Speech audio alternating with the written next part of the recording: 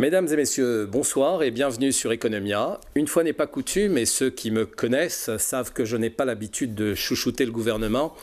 Je voudrais féliciter le ministère du Commerce, le ministre et toute son équipe pour l'excellente organisation des conférences autour du commerce extérieur durant ces 2 derniers jours au Palais des Nations. Une tonalité très libre, une participation très large et très contradictoire et très encouragée par le gouvernement et notamment par Amara Ben Younes qui s'est montré entièrement disponible. Un professionnalisme dans la communication, dans une ambiance de travail de qualité.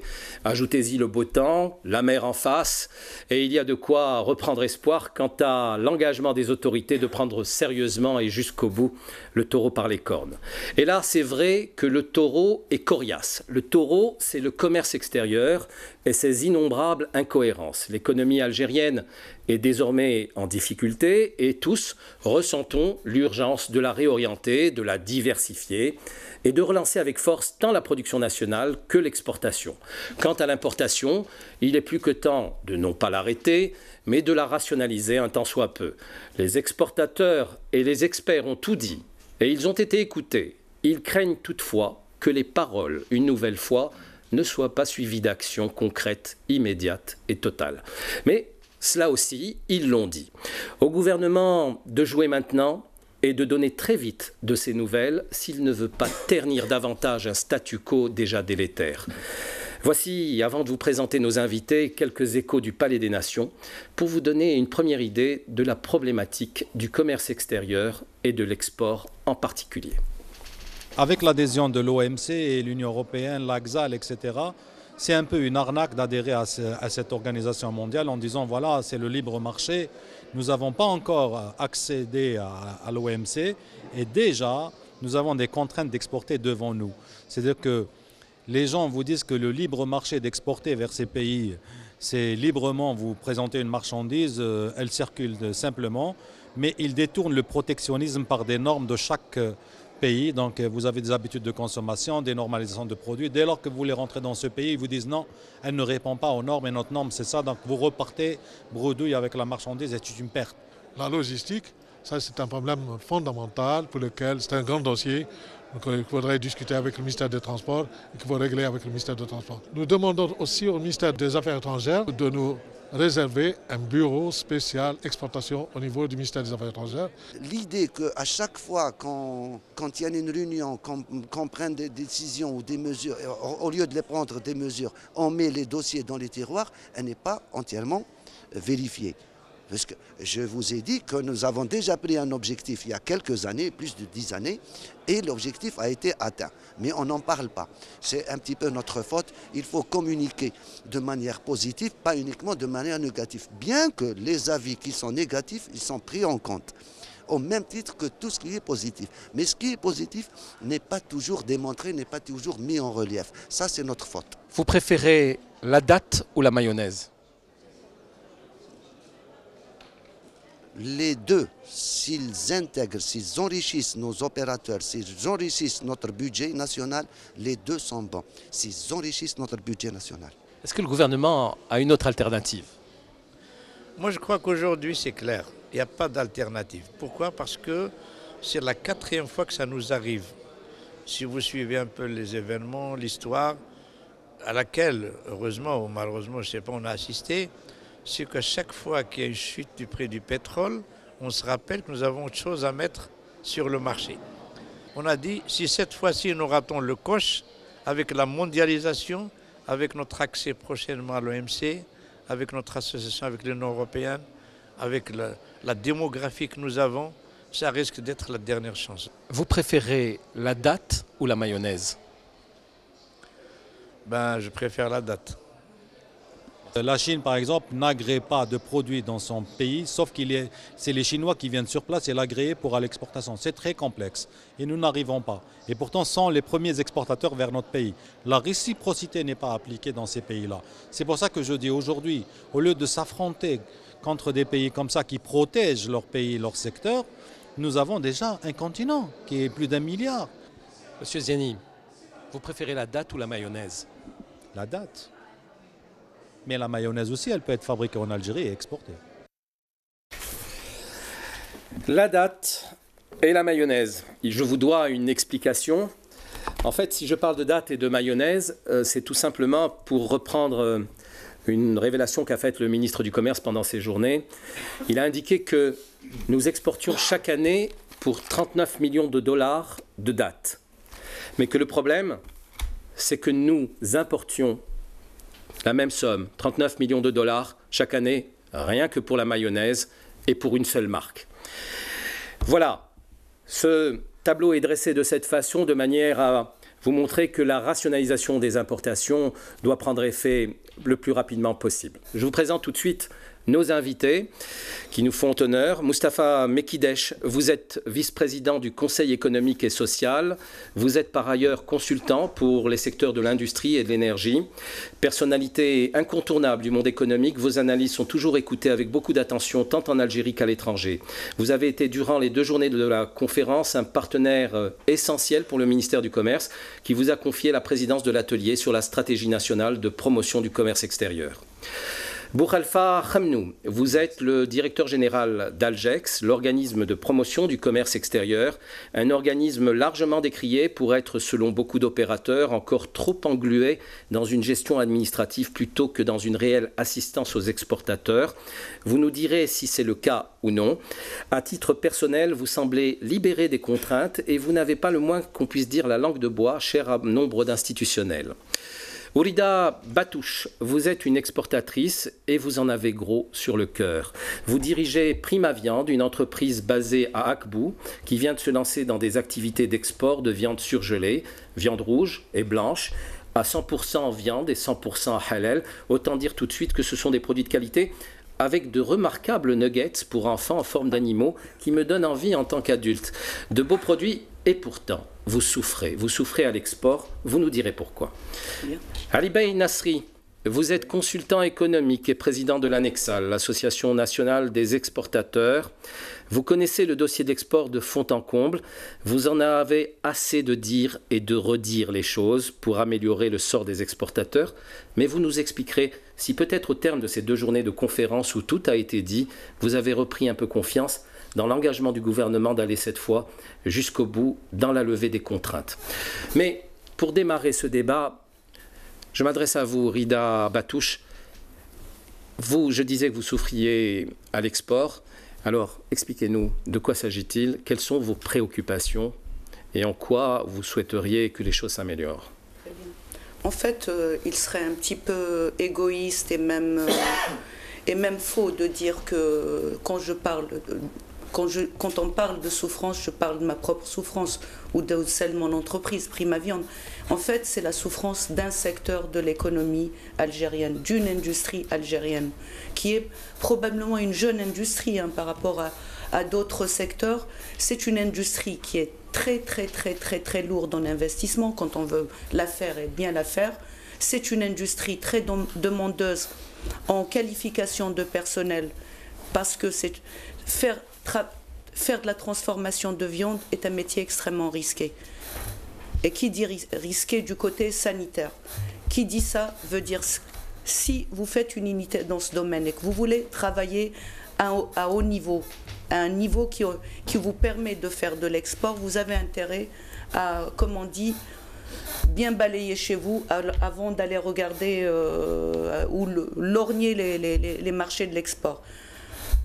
Et ceci veut dire une équipe qualité, des gens formés, un personnel extrêmement formé, avec des coûts quand même relativement importants, de la machinerie extrêmement sophistiquée, des investissements en système de froid qui sont très lourds. Et quand je parle d'investissement en système de froid, ce n'est pas seulement pour loger la matière, le produit fini. On travaille toujours à moins 18. On stocke à moins 18, mais vous avez une matière qui est acheminée à moins 18, qui est stockée chez vous à moins 18. À l'intérieur de l'usine, vous travaillez à température contrôlée. C'est un métier de fou en investissement. Donc, quand on se met là-dedans, on a besoin de tout le support possible de nos institutions pour pouvoir continuer à honorer ce pays au niveau auquel on travaille. Donc, les soucis qu'on a grossièrement, on a des soucis de matières premières. Donc, sur les viandes rouges, par exemple, on travaille avec de la matière importée. On sait très bien que le marché local ne peut pas fournir déjà ne suffit pas à la consommation du public, encore moins à nourrir des industries. Donc on travaille, en ce qui nous concerne, en tout cas avec des viandes brésiliennes. Bien sûr, vous avez les viandes indiennes qui sont sur le marché. C'est un choix qu'on a fait de s'adresser à ce pays au moment où on a senti que, où le Brésil commençait à monter ses prix. L'Algérie a validé certains abattoirs indiens. C'est un marché de coûts, l'Inde. Avec ce qu'on peut dire de bien ou de mal sur les produits venant de ce pays, en tout cas, c'est à l'importateur et à l'industriel de sélectionner sa matière. Et chacun le fait à sa façon, si je puis dire. Donc on a ces problèmes de matière, d'approvisionnement, de taxation de la matière première. On travaille sur des matières premières qui sont taxées à 30%, plus 17% de TVA, ce qui vous fait, quand la matière arrive chez vous, commencez à la transformer, vous avez déjà 47%. Plus, oui. 52. Quand je dis parle de 47, c'est juste ce qui est évident, les taxes douanières. Bien sûr, vous avez les surestar et tous les faux frais qui vont avec. Et c'est vrai, vous avez raison, Monsieur Nasri, on n'est jamais à 47%. Madame Batouche, où sont les problèmes directement? Donc on a un problème de matière qui revient très très cher. L'Algérie taxe au même niveau le produit importé pour la revente en l'état, donc où il n'y a aucune valeur ajoutée. On paye les mêmes droits et taxations que quelqu'un, donc en transformation, on paye les mêmes droits de douane et taxation que quelqu'un qui ramène la matière, la dépose et la revend. Et entre-temps, nous, on a tous ces investissements et une force, un staff,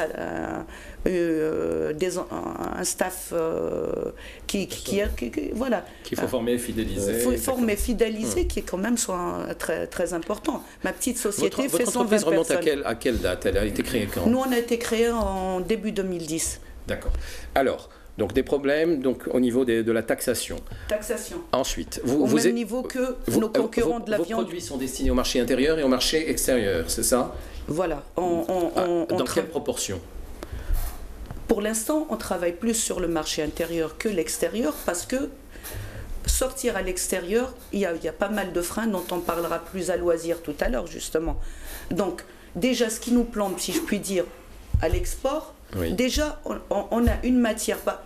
Par rapport, par exemple, on va prendre simplement un domaine qu'on connaît, nos frères et voisins de l'Axal. Ces pays de l'Axal sont autorisés à importer, par exemple du Brésil, etc. Ils importent, mais ils sont taxés ceux qui entre 0 et 5%. D'accord. Chez nous, le transformateur est taxé au même titre que l'importateur pour la revente. Qui revend l'État. Voilà, ça c'est un non-sens économique. Le premier défaut, la première incohérence. C'est le premier souci, je dirais. D'accord. Et quand je parle de souci, je parle par rapport à la compétitivité. Si demain, on veut se placer sur un marché. Se positionner sur le marché extérieur par rapport aux Tunisiens. D'accord. Tout à fait. Autre souci. Autre souci, nous, dans ma société, on a 2 produits. On a les viandes rouges. On fait des produits du style steak haché surgelé, boulettes de viande, produits pour enfants. Vous parliez de mon petit chouchou Nonoldino, les nuggets en forme d'enfant. On a les burgers ou Lido, par exemple, qui sont aussi des burgers, c'est-à-dire des steaks hachés avec des formes très drôles pour les enfants. Donner envie à M. Nasri aussi. Ces petits-enfants. Donc, on est peut-être parmi les derniers arrivés sur le marché et on a une gamme assez exhaustive et très très très très intéressante. D'où l'intérêt qu'on a senti à l'export. Je veux dire, quand je présente mes produits à l'export, les gens sont vendus gustativement, qualité. J'ai vécu pas mal d'années aux États-Unis et j'ai ramené ces idées de produits de diversité dans la transformation des viandes qui existent là-bas. Très bien. On va aller vite sur les autres soucis. Voilà, donc on a problème de taxation de la matière, problème de disponibilité sur la gamme volaille, de disponibilité de la matière de volaille sur le marché local. Comme vous le savez ou vous ne le savez pas, l'importation de volaille en Algérie est interdite en Algérie. La raison est que on veut protéger un secteur avicole dans lequel on a investi pas mal, et ça c'est une très très bonne initiative de notre gouvernement. Et très sincèrement, je souhaite le meilleur succès à nos instances s'ils arrivent à mettre ce secteur à niveau et à pouvoir l'amener un jour ou à une suffisance alimentaire à ce niveau-là. Or, ce n'est pas le cas pour aujourd'hui. Ça fait des années qu'on pompe de l'argent dans ce secteur et pour l'instant, les résultats traînent à venir. Et ça nous pénalise, nous, usagers de cette matière. On ne la trouve pas en local. Alors, comment vous faites?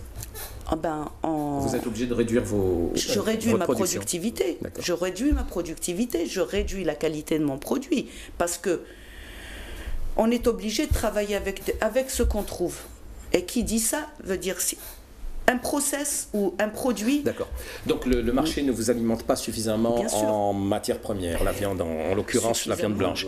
Autre problème. Suffisamment et en qualité. Et en qualité. Voilà. Et surtout aussi, quand on parle d'autosuffisance sur un secteur, ça veut dire quoi? Ça veut dire qu'il y a un certain nombre de critères qui doivent être assertis pour pouvoir dire que ce secteur est suffisant, à savoir disponibilité, régularité des prix. Je ne dis pas une hausse de 2-3% au cours de l'année, c'est pas grave, mais quand vous avez un produit qui prend jusqu'à 25, jusqu'à 30, et il nous est arrivé à plus de 60%, vous achetez un produit aujourd'hui, dans un mois vous le payez 60%, 50% de plus. Et votre produit fini, vous ne pouvez pas aller voir vos clients, leur dire « je suis désolé, ce mois-ci j'ai payé plus cher ». Surtout quand ils sont à l'étranger. Ou même en local, monsieur. Vous ne pouvez pas aller... Mais disons qu'ici, vous avez une sécurité, une assurance qui est peut-être plus difficile à obtenir, à sécuriser vos financements quand vous travaillez sur des marchés extérieurs.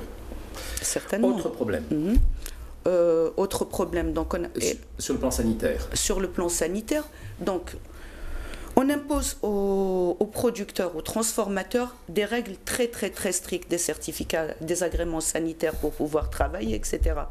Mais pour les matières algéro-algériennes comme la volaille, je défie quiconque, bien sûr on a des normes, mais je défie quiconque de me prouver que la filière en amont est assujettie à la même réglementation est la même, mais à la même exigence sanitaire. Les mêmes exigences dans le suivi, dans les inspections. D'accord. Voilà, donc on se retrouve tiraillé entre Charib et Silla. Sur le financement. Sur le financement, beaucoup d'exportateurs ont reproché à la Banque d'Algérie de ne pas pouvoir rapatrier d'être obligés de rapatrier leurs recettes dans un délai de 180 jours. Ils demandent à ce que ce soit une année au moins. Est-ce que vous avez ce type de préoccupation aussi ? Non, on ne l'a pas eu parce que nous, on exige un paiement. Si vous voulez, on préfère prendre des précautions, rater des marchés que se retrouver dans les tracasseries dont vous parlera M. Nasri un peu plus en avant tout à l'heure.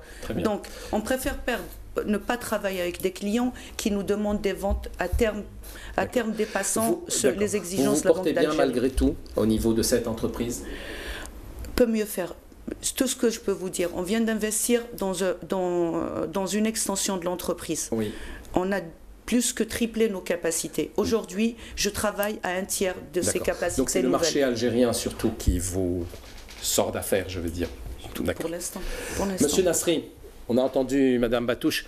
Alors, ce sont des préoccupations, ce ne sont pas toutes les préoccupations. Comment recenser un petit peu, dites-nous un petit peu quelles sont les grosses préoccupations des exportateurs, vous qui êtes le président de l'association. Oui, il y a des contraintes, c'est clair. Il y a beaucoup de contraintes, j'en ai parlé hier brièvement. Donc la première contrainte, et pour laquelle nous luttons, c'est bien sûr ce que je mettrai entre parenthèses, donc la dépénalisation de l'acte d'exportation, qui pour moi a un effet dissuasif sur les futurs exportateurs. Parce que si les gens qui sont en place se découragent, perdent de pied, il est clair que ce n'est pas donc incitatif et ça ne montre pas l'exemple. Donc hier, j'ai longuement parlé au niveau de mon intervention sur cette fameuse ordonnance 96-22 et complétée par la 301 qui enlève justement toute bonne foi donc à l'exportateur. Il faut voir que le contexte de l'ordonnance 96-22 à l'époque, c'était de pénaliser et de sévir contre les fraudeurs à l'import. Mais ne faisant pas la part de l'export et de l'import dans cette ordonnance, il est dit l'inobservation des règles de change. L'inobservation, c'est vous avez il y a plusieurs règlements, mais la matrice de la réglementation au niveau du contrôle des changes, c'est le règlement 0701. Vous avez donc plus de 80 articles dont la moitié s'adresse à l'exportation et la moindre défaillance, vous êtes exposé à cette infraction et puisque la mention de bonne foi est rejetée, vous êtes là, plombé, vous êtes pieds et poings liés et condamné. Nous avons des condamnations. À ce niveau-là, il y a des gens qui nous disent donnez-nous. Moi personnellement, j'ai des cas, j'ai donc des décisions de justice condamnant à des peines de prison des exportateurs pour des défauts de rapatriement, des insuffisances de rapatriement. Autre préoccupation. Donc, autre préoccupation, il faudrait donc, au niveau de la réglementation d'échange, faciliter dans le sens, parce que, faciliter quoi? Le financement, on a demandé la bonification, parce que l'acte d'exportation, c'est un acte aussi qui nécessite un financement. Il existe au niveau donc de l'agriculture un financement, notamment sur les dates. Nous voulons qu'il soit élargi à tous les produits éligibles à l'exportation. Pourquoi uniquement les dates qui sont financées, sachant qu'on a des possibilités d'exportation dans les autres produits agricoles.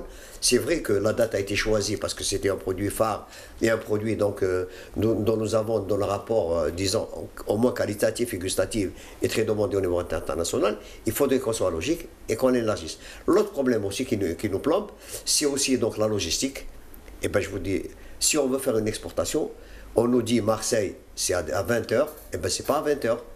Pourquoi? Parce que demander un conteneur pour l'exportation, les compagnies maritimes dont nous dépendons malheureusement, il y a 4 compagnies maritimes seniors, et bien la mise à disposition d'un TC, d'un conteneur, c'est au moins une semaine. Donc, cette réactivité que nous considérons comme étant un atout vis-à-vis de l'Europe, nous la perdons uniquement nous avons des mises à disposition de conteneurs de 2 jours. Donc, on ne peut pas parler de facilitation. Il faut voir aussi que l'économie algérienne étant extravertie, tous les exportateurs actuels, les plus importants, sont aussi importateurs. Donc nous perdons, c'est-à-dire le coût logistique. Nous avons un surcoût logistique, tant, bien sûr, en délai et aussi en coût. Donc nous perdons, nous avons, je peux vous citer un exemple, un exemple très on parle parce qu'il faut surtout parler de, M. Mekdech a parlé de compétitivité, même le ministre a parlé.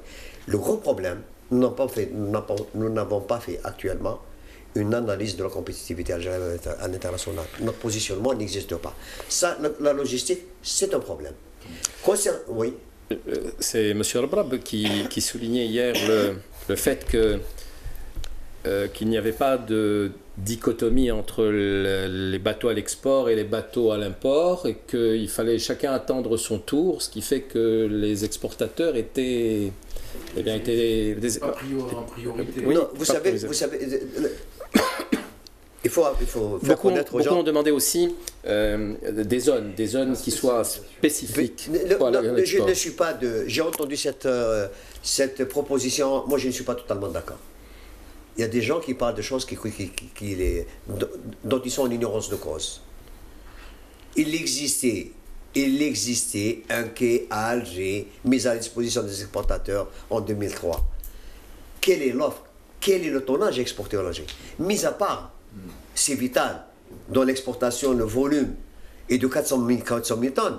Et s'ils n'avaient pas donc élargi les quais au niveau donc, de Bdjaïa, ils n'auraient pas pu physiquement les exporter. Donc, mettre en place une plateforme, un quai, où est la matière?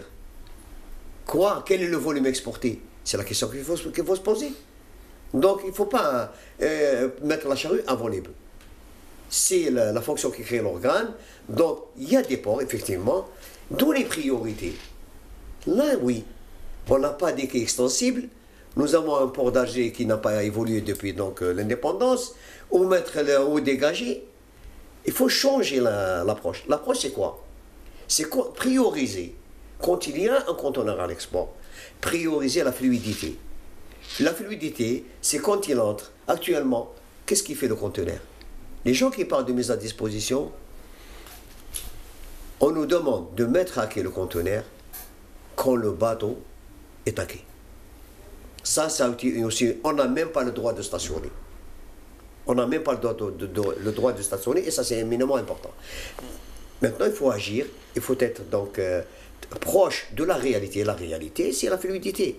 Un conteneur à l'export doit être priorisé dans le traitement douanier, doit être priorisé dans l'acheminement et doit être donc mis à disposition du... Mostafa Mekidesh, vous qui avez une vue d'ensemble et qui avez surveillé donc un petit peu, enfin dirigé plutôt les travaux de l'atelier consacré donc à la stratégie pour la promotion des exportations, du commerce extérieur.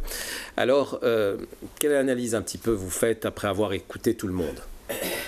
Moi, je pense d'abord donc cette problématique donc des exportations revêt un caractère aigu, pas seulement pour ceux qui ont le pied sur la braise, comme on dit chez nous, parce qu'ils sont opérationnels et qu'ils ont des difficultés, mais également de l'autre côté donc pour le pays, pour les grands équilibres du pays, parce qu'il ne faut pas se leurrer. Donc on a une fenêtre de tir paradoxalement du fait de la baisse des prix du pétrole, donc qui continueront probablement donc autour de 60, 70 pour les optimistes, mais ceci ne va pas du tout pouvoir permettre à la fois, si vous voulez, d'assurer donc le financement de notre développement et également de financer notre propre appareil productif. Donc ce que je veux dire, c'est que y compris pour les importations, donc qui vont vers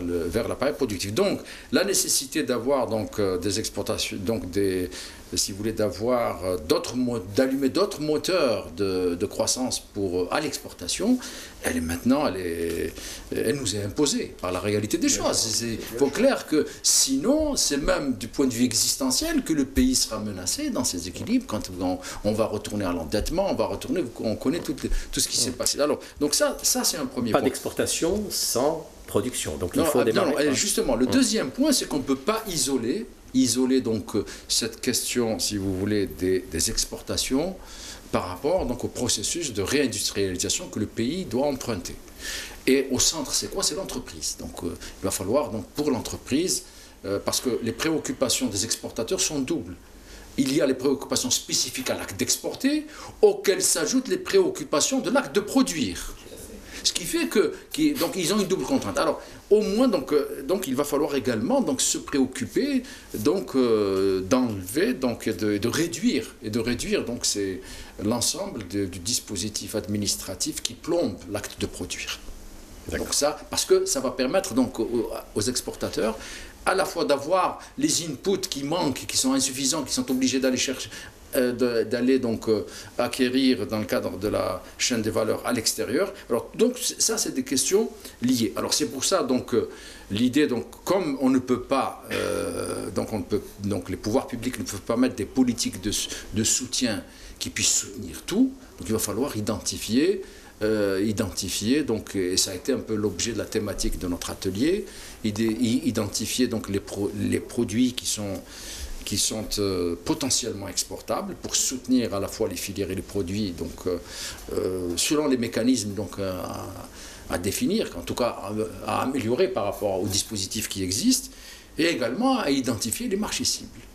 Alors l'idée c'est maintenant de nous placer dans la posture de dire tous les accords de libre-échange ou les accords d'association qu'on a signés avec l'Union européenne, avec la zone arabe de libre-échange, l'UMA, donc je ne parle pas de l'Union du Maghreb arabe, bien que ça existe, et probablement donc, avec certaines zones économiques africaines, puisqu'il y a un sommet Algérie-Afrique qui va se faire, va devoir être vu du point de vue de nos exportateurs. C'est-à-dire que la priorité à mettre en place, c'est que par exemple au niveau de l'accord que nous avons signé avec l'Union européenne, on n'a pas commencé à préparer l'ensemble des instruments pour pouvoir exporter. Tant et si bien que je comprends parfaitement donc votre position de dire que finalement, où sont les mécanismes, on ne les a pas mis en place parce qu'on pensait plus à l'importation. Donc on prenait en charge, et également d'utiliser les momentum d'examen et d'évaluation tous les 2 ans de cet accord pour introduire donc les questions qui paraissent bloquantes du point de vue de nos exportateurs vers les marchés européens, notamment les questions de langue. Tout est négociable. Donc, et c'est ça l'intérêt des choses. Avec cette conférence, est-ce qu'on a bien recensé les choses? Est-ce qu'on a bien dit les choses? Est-ce que le gouvernement a bien écouté? Et vous pensez que cette fois-ci, on va aller vers quelque chose de crédible? On n'a pas le choix. On n'a pas le choix. C'est-à-dire nécessité fait loi. Donc il n'y a pas le choix. Et il va falloir le faire, construire un consensus avec les opérateurs. Donc il n'est plus question d'avoir des démarches administratives où on sort donc une démarche. Donc sur le plan institutionnel, il va falloir donc revoir dans le détail avec les opérateurs, même s'ils ne sont pas nombreux, donc, mais ils savent, donc, pour pouvoir reprendre ces questions-là et pouvoir apporter ces... Et aussi, moi je prends par diplomatie économique, ce que j'entends, ce n'est pas uniquement les visas, je regrette, c'est beaucoup plus large. C'est d'utiliser nos capacités, la carte d'acheteur de l'Algérie pour pouvoir imposer nos produits aussi. Par exemple, moi je suis un admirateur du modèle chinois.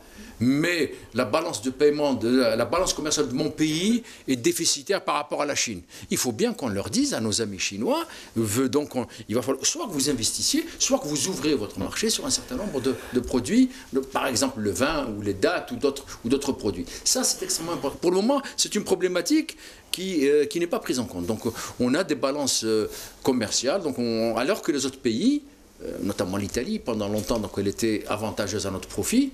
À chaque fois, elle revenait, donc il va falloir que vous achetiez nos produits, que vous placez nos entreprises. C'est ça la diplomatie économique. Ce n'est pas uniquement le visa. Beaucoup de produits, il en a cité 2, vin, dattes.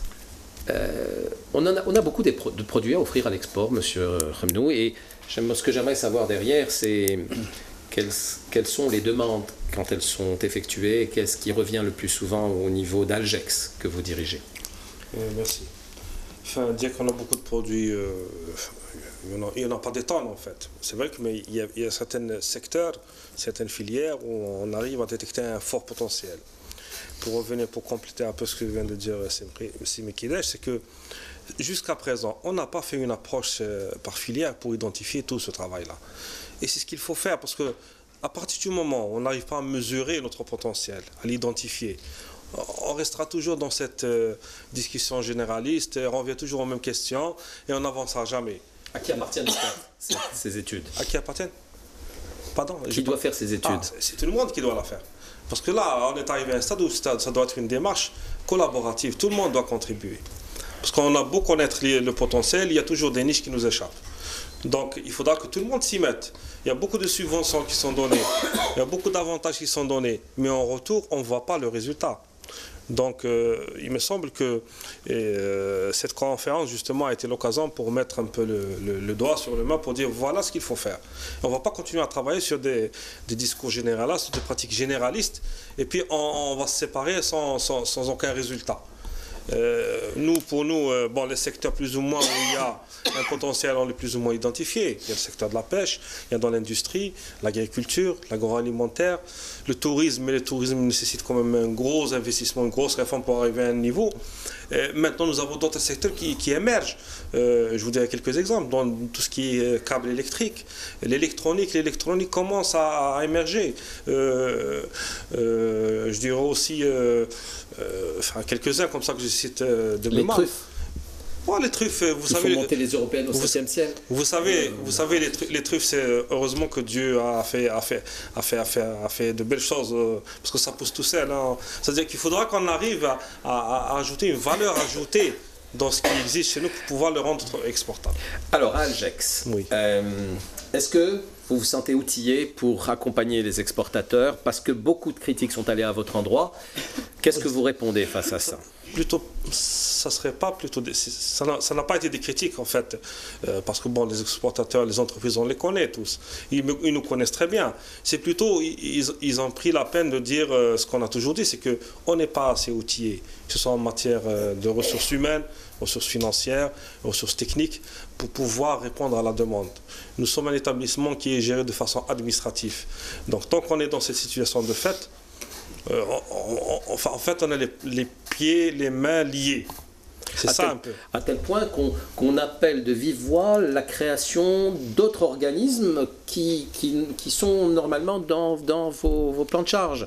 Vous savez, quand on examine les missions d'Algex, tout ce qui a été dit hier, on les retrouve, mais faut-il avoir les moyens nécessaires pour les faire? D'accord, donc ça vous l'avez dit à vos... Tout le monde est conscient votre hiérarchie, et donc tout le monde est conscient, et on vous a promis que les choses vont changer. Je l'espère bien. Moi je voulais juste compléter, parce que vous avez parlé de liste de produits éligibles à l'export. Moi je crois qu'il faut voir les choses de façon dynamique. Le processus de réindustrialisation du pays qui est amorcé, qui est devenu donc une ligne stratégique à la fois pour substituer aux importations des produits nationaux, pour diminuer donc la pression sur les importations, donc va dégager de plus en plus des produits à l'export. Je pense aux engrais. Donc il y a deux usines de taille mondiale donc, qui vont pour 2015 donc exporter, donc multiplier peut-être par plusieurs fois le niveau actuel des exportations. Deux usines seulement. Et ensuite plus tard il y a l'acier, il y a le ciment. Donc ce sont des donc il y a des choses qui se font. Non, mais significatives, je veux dire que il faut quand même à cette démarche. On revient à cette idée que vous avez dit tout à l'heure qui a été dite, c'est que avant l'exportation en fait intervient en bout de course. Il faut avoir une production de qualité, de quantité qui puisse être d'abord, parce qu'il y a une demande nationale très importante. Donc il faut que d'abord qu'elle puisse répondre à la demande locale, mais qu'elle puisse aussi se positionner de façon rapidement sur les marchés à l'étranger. Oui, madame. Il y a un aspect volontariste aussi dans l'acte d'exporter. Les gens qui veulent se placer sur le marché de l'export, malheureusement, au jour d'aujourd'hui, c'est un marché qui est demandeur de qualité. Il y a des entreprises algériennes qui sont au niveau et qui peuvent répondre dès demain. Il y en a d'autres qui ont besoin d'être accompagnées. Alors justement, j'ai l'impression qu'il y a deux types d'entreprises exportatrices. Celles qui ont les reins solides, je dirais, et qui sont prêtes à affronter le marché européen, américain ou chinois. Et puis celles qui sont plutôt dans le système D, qui se retournent directement vers l'Afrique. Est-ce que c'est une bonne analyse? Dire de l'Afrique système D, non, c'est pas ça.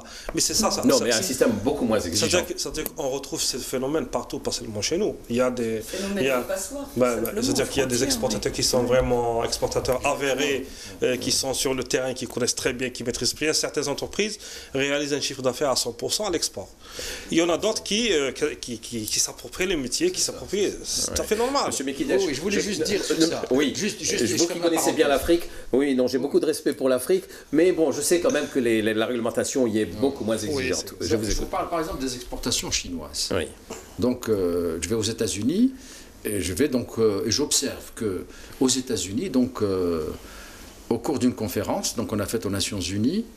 Au titre donc, de la gouvernance pour l'Union africaine, donc la diaspora sur place donc, a dit donc, que les Chinois ont envahi le marché africain.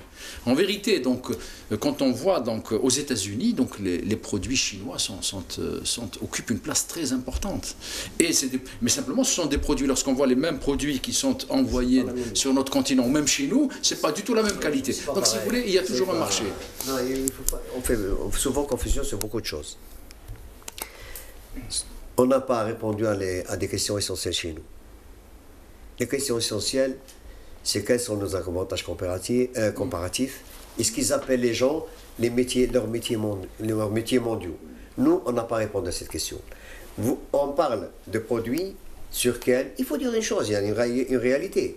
Il y a 5 exportateurs qui font 85%. On ne peut pas aller plus loin.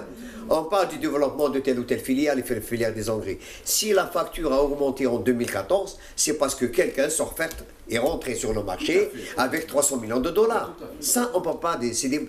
Pour moi, c'est des sociétés qui sortent un peu du cadre global. Parce que vous savez très bien, M. Mekidesh, vous êtes spécialiste, c'est des produits hautement énergivores. Donc, on transfère... Honnêtement, c'est 70% de gaz. Parfait. L'essentiel, c'est qu'il y ait, si vous voulez, c'est un taux d'intégration suffisant, voilà, et qu'il n'y ait pas de transfert de rente. Voilà. à travers des Donc, prix mais de... voilà, pour l'instant, ils sont dans le cadre du transfert de rente. Mais Parce non, que le prix disons, du gaz... justement, vous posez une très bonne problématique. Alors, quelle est la marge, la différence entre avantage concurrentiel et transfert de rente? C'est justement ce type d'études qu'il va falloir faire par filière pour voir. Et si ces deux usines dont vous parlez d'engrais ont tardé à être mises en production, c'est parce que Sonatrach a voulu réviser les prix du gaz qui étaient trop bas pour qu'il n'y ait pas... Parce que l'entreprise a fortement pompé. C'est parce qu'ils ont dépassé... On n'est pas des spécialistes du gaz, en tout état de cause. Si on peut parler... C'est la même chose aussi pour le... On peut prendre un seul exemple. Nous avons, vous le savez très bien, le temps, en 2007, nous avions un partenariat, un projet de vapocraquage d'éthane pour 1 480 000 tonnes entre une société étrangère et Sonatrach. La facture des plastiques et dérivés de plastique nous coûte 2 milliards de dollars. Il y a une entreprise saoudienne qui a démarré en 90 et qui réalise 20 milliards de dollars à l'export. Je connais le sujet, donc j'étais dans cette zone industrielle. Non, vous connaissez, mais je vous parle de réalité. Non, monsieur Mikidej, laissez-moi terminer mon idée. Moi, ce que je vous dis, c'est que de 2007 à... on a mis 7 ans pour annuler le projet. Entre-temps, on a importé pour 10 milliards de dollars de débris du plastique. Nous avons là, par excellence, un produit de substitution et un produit donc d'exportation. Un deuxième produit, le phosphate. Nous avons donc la qualité d'être le seul pays exportateur de phosphate brut. 1 240 000 tonnes qui partent chaque année à un prix dérisoire, sachant qu'on importe parallèlement de l'acide phosphorique, le diammonium de phosphate à des prix qui sont 7 fois plus. Nous avons ici des... Mais je vais vous répondre sur la question. Non, vous m'avez interpellé, je vais vous répondre sur la question. Laissez-moi terminer ou vous répondez? Vous avez terminé. Non, je n'ai pas encore terminé. Voilà, donc nous exportons, nous avons aussi là, dans les phosphates, un produit donc, de substitution, puisque nous importons donc l'équivalent de 600 millions de dollars dans les dérivés du phosphate. Nous avons là un produit de substitution, de création d'emplois et d'exportation. Allez-y. Oui, alors j'étais précisément le directeur de la zone industrielle de Skikda. On avait mis en place dans les années, dans une autre vie, disons, donc l'ensemble des bases pour faire la pétrochimie, sauf que vous connaissez l'histoire économique de votre pays, de mon pays, de notre pays, comme moi. Donc on est venu donc dire pour une vie meilleure, l'investissement a été arrêté pour pouvoir consommer. Voilà l'histoire. Et c'est pour ça que la pétrochimie algérienne ne s'est pas faite. Laissez-moi terminer. La pétrochimie algérienne ne s'est pas faite à cause donc du fait que nous avons préféré importer tout azimut au lieu de terminer l'effort d'investissement. Ça c'est un premier. Maintenant donc il y a un programme pour Sonatrach de développer donc l'aval, la pétrochimie, donc de façon complète pour mettre à disposition de la plasturgie algérienne, vous avez tout à fait raison, de la plasturgie, ses intrants et les exporter. Oui. Donc ça, ce sont des retards considérables qu'on a pris sur la question. Sur l'éthane, il n'y a pas assez d'éthane pour le projet qui a été... Je voudrais revenir à l'exportation hors hydrocarbures qui intéresse aussi beaucoup... L'exportation hors hydrocarbures, là. Oui, mais c'est du dérivé. D'accord. Il ne faut pas considérer... Non, moi je ne suis pas d'accord que vous considériez les produits... Nous, ce qu'on souhaite aussi, c'est aider les petits exportateurs à se mettre de... Je vais vous dire une chose. Ce que je dis là, j'ai des démarrages. L'éthane, avec l'éthane, c'est la souche de l'éthylène, du polyéthylène, du polystyrène, du polypropylène. Ça veut dire quoi? Des milliers de produits sont tirés de là.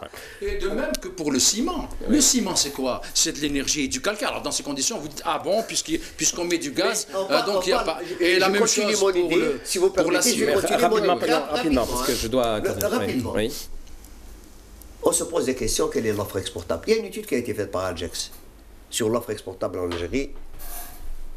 Elle est ce qu'elle est. Mais ce qu'il faut, c'est pas du tout ça qu'il faut faire. C'est pas une question d'offre exportable.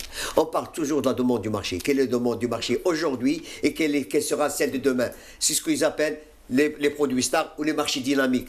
Il faut se positionner vers ces marchés dynamiques. Qu'est-ce qui sera demandé demain? Aujourd'hui, nous n'avons pas encore, c'est pas compris, mais en tout état de cause, agi pour donner un seul exemple. On dit que les terres du Sud sont les plus fertiles actuellement. Et pourquoi ne pas donner 1000 hectares? On fait un exemple, que l'État prenne en charge. Très bien. 1000 hectares on va revenir pour un produit destiné à l'export. Les gens qui ont reçu l'export ont investi pour l'export. Très bien. On va revenir sur cette question-là. Pour faire de l'export, il faut être accompagné financièrement. On écoute sur ce volet M. Ben Khalfa. D'abord, il faut l'appui financier, c'est deux choses. C'est l'appui financier du budget et l'appui financier des banques. L'appui financier du budget, c'est donner au fonds de soutien à l'exportation une flexibilité meilleure que celle-ci. C'est pour ça que je plaide en faveur de la gestion de ce fonds par un organisme rénové qui serait l'Algex, mais pas Algex administratif, Algex à statut spécifique. Ça, c'est le budget. Deuxièmement, les banques doivent intervenir sur deux. Ils savent intervenir. Un, sur les financements à l'export. Les financements à l'export sont différents des financements ici. Ils anticipent. Ils travaillent sur les créances, ils sécurisent les créances, ils accompagnent, ils sont le conseiller de l'exportateur parce que l'exportateur doit choisir sa monnaie, doit choisir le type de règlement, il doit choisir la banque avec laquelle il travaille. Et donc les banques ont un rôle fondamental, c'est de sortir de leur boîte à outils les produits spécifiques de financement à l'export, d'actualiser et d'activer leur réseau de correspondants à l'étranger. On va en Afrique, il faut que les correspondants des banques algériennes les choses soient huilées pour que nos exportateurs soient sécurisés dans les règlements. Et troisièmement, accompagner et conseiller les exportateurs. Moi, j'ai plaidé en faveur déjà, dès maintenant, dans les grandes banques et dans les grandes agences, d'un conseiller. Comme on a fait un conseiller en SEJ, il faut un conseiller exportation. Mais le conseiller à l'exportation doit être formé en conséquence. Donc nous avons besoin d'un accompagnement des banques. Ils savent le faire, mais ils sont sous le coup maintenant de l'importation. Ça fait longtemps qu'ils n'ont pas fait de l'exportation, ce n'est pas de leur faute. Moi, je plaide en faveur d'un corridor spécifique dans les grandes agences dédiées aux exportateurs. Il n'y a pas de raison à ce que des banques internationales s'installent chez nous et que nous n'ayons pas un pied à terre, un au moins en Europe et un au moins en Asie et un au moins dans les pays du Golfe. Vous préférez la date ou la mayonnaise? La date. La date. La date. La date. Monsieur Boukhalifa Khamnou, vous avez été interpellé. On demande à ce que ce soit une Algex renouvelée et en même temps sur les banques sont encore dans une optique plus d'importation. Il est temps qu'elles se réveillent, les banques aussi. Oui, tout à fait. Je suis tout à fait d'accord avec ce que va annoncer M. Ben Khalfa. Effectivement, les banques actuellement ne accompagnent pas assez les exportateurs. Ils sont plus tournés vers l'importation. Il n'y a pas cette fonction de conseil et d'orientation et d'accompagnement des exportateurs sur les aspects liés aux transactions financières. Donc ça, c'est une question.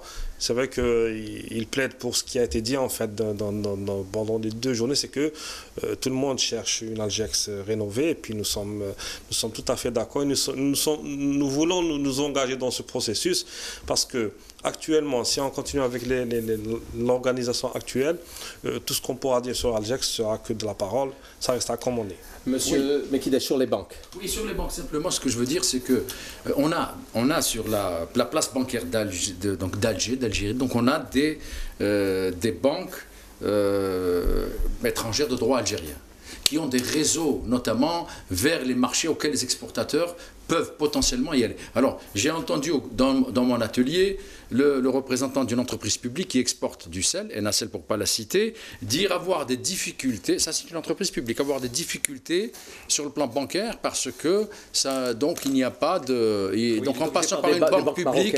Oui, il passe par une banque marocaine, c'est complètement stupide. Alors pourquoi ça a été fait? C'est parce qu'il y a une mesure qui a été prise en interdisant aux entreprises publiques de domicilier des opérations au niveau des banques non publiques, des banques privées. Alors que s'il était... Moi je sais que, pour ne pas citer les 2 banques françaises qui sont présentes à Alger, elles ont des réseaux extrêmement développés en Afrique de l'Ouest, en Afrique subsaharienne. Et de même pour ceux qui exportent vers les marchés lointains comme la Chine ou l'Asie, il y a HSBC. Qui est vraiment une... donc ce que je veux dire, c'est qu'on n'utilise même pas des avantages et des instruments qui sont là en Algérie, on les empêche. Madame Batouche, au niveau bancaire, Pas de spécificité, puisque vous l'expliquez tout à l'heure, vous êtes très prudente et voilà, c'est ça. prenez et en vos plus, précautions. L'avantage, si je puis dire, d'être opérateur privé, c'est qu'on a le choix de nos banques. Donc ça, c'est vraiment très important. Un mot vraiment, parce que je dois passer à une autre vidéo. Dans la tripartite 2011, une de nos recommandations, c'était l'externalisation des banques algériennes. Oui. Jusqu'à quand? Jusqu'à quand? Parce que c'est d'abord une condition sine qua non vers l'Afrique. Et aussi, pourquoi les banques ne captent pas l'argent de notre diaspora? Pourquoi nos banques ne ramènent pas de la devise qui existe ailleurs, que nos compatriotes à l'étranger seront peut-être attirés par les banques algériennes? Et pourquoi pas? Pourquoi on s'en prive? Sur la diaspora, justement, ils peuvent beaucoup aider au niveau de l'exportation et aider l'Algérie, l'économie algérienne. Oui. Un expert disait, dans l'atelier que vous présidiez, il disait que si on prend les quelques millions d'Algériens qui sont à l'étranger, et si en moyenne on leur demandait, on les invitait à consommer du produit algérien, ne serait-ce qu'à hauteur de 1 000 $ par an en moyenne, eh bien, vous vous rendez compte des milliards de dollars qui seront enregistrés. Mais il faut savoir une chose. C'est l'agroalimentaire. C'est une expérience que j'ai faite pendant les 8 derniers mois où j'ai été beaucoup en Europe pour développer ces marchés. Oui. Il n'y a pas que la diaspora algérienne. Il y a la diaspora musulmane, par exemple, pour ce qui est en agroalimentaire. Et quand je dis agroalimentaire, je parle au sens large. Pas que les viandes. Certes, les viandes sont là devant nous pour l'aspect halal, mais les gens ont des sensibilités par rapport aux biscuits, par exemple, où on peut utiliser des graisses animales non halal. Et les gens sont très demandeurs de produits avec un certificat halal du pays d'origine. Un produit algérien exporté en France a meilleure presse qu'un produit halal produit en France. Et ça, je peux vous le garantir. Parfait. On va aller au sud tout de suite avec le président du consortium des dates. Il nous révèle des choses très intéressantes. Écoutons-le. C'est les gens qui exportent à notre place. La Tunisie exporte la date algérienne. Essayez un peu de faire des enquêtes. Allez à Tbessa, allez aux zones frontalières et vous allez voir. C'est l'Algérie qui est le premier exportateur de dates, mais c'est les autres qui le font à notre place. La France n'a aucun palmier. Il se classe 4e exportateur de dates grâce à la date algérienne. À part la date, qu'est-ce que le Sud a à offrir à l'exportation? Actuellement, il y a des centaines d'hectares qui sont cultivés en olivier. Vous savez qu'avant de venir, il y avait le ministre de l'Agriculture et le ministère des Ressources hydriques. Ils sont venus à Ouargla pour inaugurer une petite usine de transformation, de fabrication de l'huile d'olive. L'huile est directement acheminée en Espagne. C'est une convention entre l'Algérie et l'Espagne. L'avenir, c'est l'huile.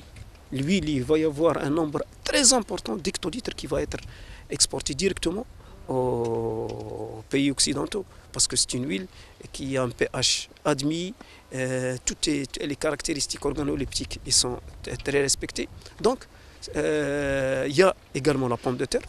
La pomme de terre, c'est à El Oued, il n'y a que ça. Il y a une autosuffisance totale. Ils sont en train de l'exporter à travers la Tunisie. Maintenant, qu'est-ce qu'il faut faire? Il faut des solutions. Les solutions, c'est quoi? Pourquoi ne pas créer, par exemple, un marché africain de date à Ain Salah et qui va régler le problème des Africains?